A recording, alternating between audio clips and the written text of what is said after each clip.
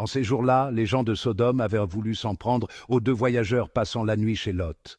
À l'aurore, les deux anges pressèrent Lot, en disant « Debout, prends ta femme et tes deux filles qui se trouvent ici, et va-t'en, de peur que tu ne périsses à cause des crimes de cette ville. » Comme il s'attardait, ces hommes le saisirent par la main, ainsi que sa femme et ses deux filles, parce que le Seigneur voulait l'épargner.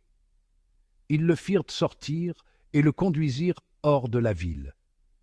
Une fois sortis, ils dirent « Sauve-toi si tu tiens à la vie, ne regarde pas en arrière, ne t'arrête nulle part dans cette région, sauve-toi dans la montagne, si tu ne veux pas périr. » Lot leur dit « Non, je vous en prie, mes seigneurs, votre serviteur a trouvé grâce à vos yeux, et vous m'avez fait une grande faveur en me laissant la vie. Mais je n'ai pas le temps de me sauver dans la montagne. Le malheur va me rattraper et je mourrai.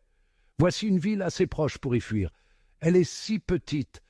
Permettez que je me sauve là-bas. Elle est si petite, afin de rester en vie. » Ils lui répondirent « Pour te faire plaisir cette fois encore, je ne détruirai pas la ville dont tu parles. Vite, sauve-toi là-bas, car je ne puis rien faire avant que tu y sois arrivé. » C'est pour cela qu'on a donné à cette ville le nom de Soar, ce qui veut dire « petite ».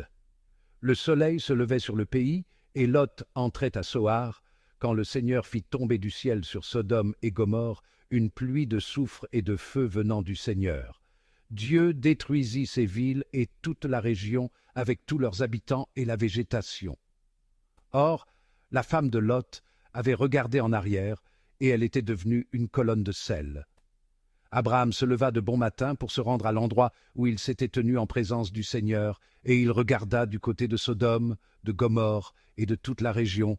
Il vit monter de la terre une fumée semblable à celle d'une fournaise.